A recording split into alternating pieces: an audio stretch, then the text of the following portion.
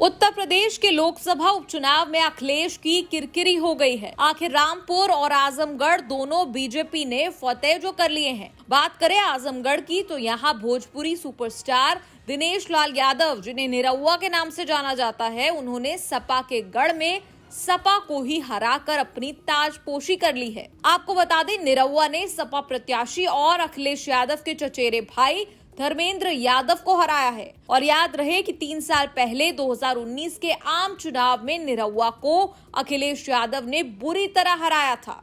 तब अखिलेश यादव 2,59,874 वोटों से चुनाव जीते थे। अखिलेश को 6,21,578 और निरहुआ को 3,61,704 वोट मिले थे।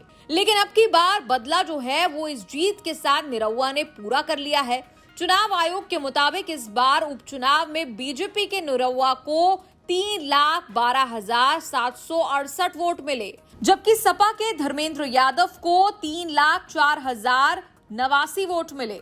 वहीं बसपा के गुड्डू जमाली को 2,66,210 वोट मिले। चौथे नंबर पर 4,732 वोट नोटा के खाते में गए। यहाँ निरहुआ 8,500 से भी ज्यादा वोटों से चुनाव जीते हैं। वैसे माना जा रहा है कि बसपा ने रामपुर में वॉकओवर दिया और आजमगढ़ में अपना उम्मीदवार उतार कर सपा के सारे समीकरण बिगाड़ दिए। आपको बता दें, 2022 में अखिलेश यादव ने विधानसभा चुनाव जीतने के बाद लोकसभा की सदस्यता से इस्तीफा दे दिया था, जिसके बाद से ये सीट खाली हो गई थी। अखिलेश ने इस सीट से चचेरे भाई धर्मेंद्र यादव को उतारा था, मगर उनका ये दांव कामयाब नहीं रहा और वो बुरी तरह हार गए।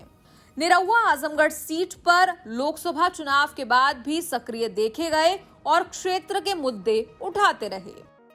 अब चलिए जरा निरहुआ के बारे में बताने से पहले जरा देख लें कि जीत के बाद उनका रिएक्शन कैसा था। मैं ये आजमगढ़ की जीत देखता हूँ, आजमगढ़ के विकास की जीत देखता हूँ, आजमगढ़ के उम्मीद की जीत देखता हूँ। और हमारे प्रधानमंत्री जी श्री नरेंद्र मोदी जी जो हैं और हमारे प्रदेश के जो मुख्यमंत्री हैं पूजनीय महाराज जी, दोनों लोगों ने जिस तरह से जनता के लिए काम किया है, आम लोगों के लिए, गरीबों के लिए, किसानों के लिए, मजदूरों के लिए काम किया है, कहीं न कहीं आजमगढ़ ने भी उसी उम्मीद में कमल खिलाया है कि आजमगढ़ का भी विकास उसी तर्ज पे होगा और इसलिए यहाँ पे ये जीत हासिल हुई है। अब चलिए देखते हैं कि समाजवादी पार्टी के गढ़ में उनको ही हराने वाले निरहुआ आखिर है कौन।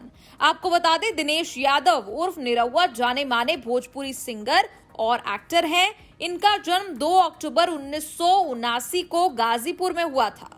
निरहुआ बेहद गरीब किसान परिवार से ताल्लुक रखते हैं। खेत की आमदनी से घर का खर्चा नहीं चल पाया तो दिनेश लाल यादव के पिता अपने दोनों बेटों के साथ कोलकाता चले गए, जहां वो तीनों मिलकर दिहाड़ी मजदूरी करते थे। काम के साथ निरहुआ ने अपना ग्रेजुएशन पूरा किया और 2001 में गांव वापस आकर संगीत की ट्रेनिंग ली। निरहुआ ने अपने संगीत करियर की शुरुआत बिरहा सिंगर से की थी। बाद में इन्होंने निरहुआ सटल रहे निकाला। ये एल्बम इतना सुपर हिट हुआ कि लोग उन्हें दिनेश लाल यादव नहीं बल्कि निरहुआ के नाम से जानने लगे। उन्होंने 2006 में अपनी एक्टिंग की शुरुआत की। 2008 में आई फिल्म निरहुआ रिक्शे वाला ने उन्हें रातों रात मशहूर कर दिया। भोजपुरी फिल्म इंडस्ट्री में एक लोकप्रिय नाम दिनेश लाल यादव ने अभिनय से लेकर सिंगर बनने और एल्बम बनाने तक सब कुछ किया है। निरहुआ ने मनोरंजन के हर रूप में सफलता का स्वाद चखा है। अब दिनेश लाल यादव उत्तर प्रदेश और बिहार में एक मशहूर हस्ती है। चुनावों ने भले ही निरहुआ को विपक्षी खेमे में खड़ा कर दिया हो, लेकिन अखिलेश यादव सरकार में उन्हें एक बार यश भारती पुरस्कार से सम्मानित किया गया था। निरहुआ के राजनीतिक रिकॉर्ड की बात कर ले तो उन्होंने साल 2019 के लोकसभा चुनाव में राजनीति में एंट्री की थी। निरहुआ ने आजमगढ़ सीट से चुनाव लड़ा था, जो मुस्लिमों और यादवों का गढ़ रहा है। इन्हें टक्कर देने के लिए समाजवादी पार्टी के चीफ अखिलेश यादव थे, जिन्होंने मोदी लहर में दिनेश लाल यादव को लोकसभा चुनाव में हराया था। लेकिन अब 2 साल बाद निरहुआ ने करारी शिकस्त दी है अखिलेश यादव की समाजवादी पार्टी को। आजमगढ़ की सीट के मायने आपको बताएं तो लगभग यहाँ 19 लाख मतदाता हैं, जिनमें से करीब 3.5 लाख यादव मतदाता हैं। सीट पर 3 लाख से ज्यादा मुसलमान मतदाता हैं, वहीं 3 लाख से ज्यादा दलित मतदाता हैं। ये वो जातीय समीकरण है जिनके दम पर समाजवादी पार्टी पूरी मजबूती से आजमगढ़ में चुनाव लड़ती रही और बड़े अंतर से जीतती रही है। 2014 और 2019 के लोकसभा चुनाव के नतीजे भी इस बात की पुष्टि करते हैं कि आजमगढ़ का मुसलमान यादव समीकरण समाजवादी पार्टी को बड़ी जीत दिलाने में कामयाब रहा था।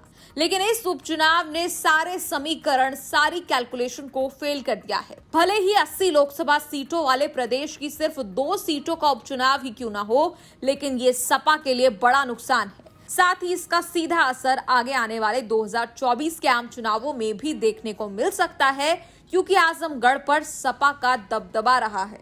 न्यूज़ तक ब्यूरो।